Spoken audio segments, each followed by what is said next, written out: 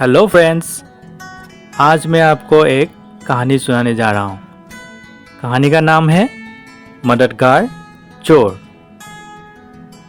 एक छोटे से गांव में माइकल नाम का एक बूढ़ा व्यक्ति रहता था। उसकी एक लौती बेटी का विवाह हो चुका था और वो अपनी ससुराल चली गई थी। माइकल की बड़ी इच्छा थी कि वो अपनी बेटी के घर जाकर उससे मिले। उसकी बेटी की ससुराल नदी के दूसरी तरफ थी और बूढ़े माइकल के लिए नदी पार करना एक बहुत मुश्किल काम था। The next day.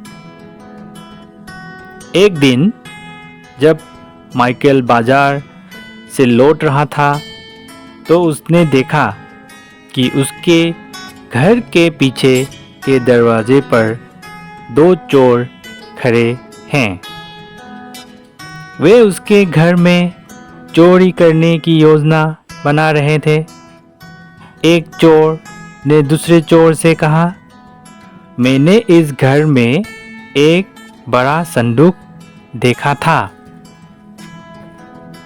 दूसरे चोर ने कहा, अवश्य ही उसमें कीमती सामान होगा। हम उसे चुराकर नदी पार चले जाएंगे। यदि एक बार हमने नदी पार कर ली तो फिर हमें कोई नहीं पकड़ सकेगा।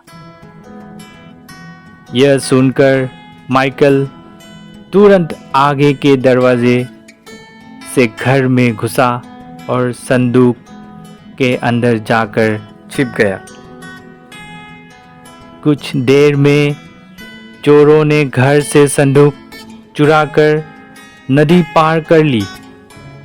नदी के पार पहुंचकर जब उन्होंने संदूक खोला तो माइकल बाहर आ गया।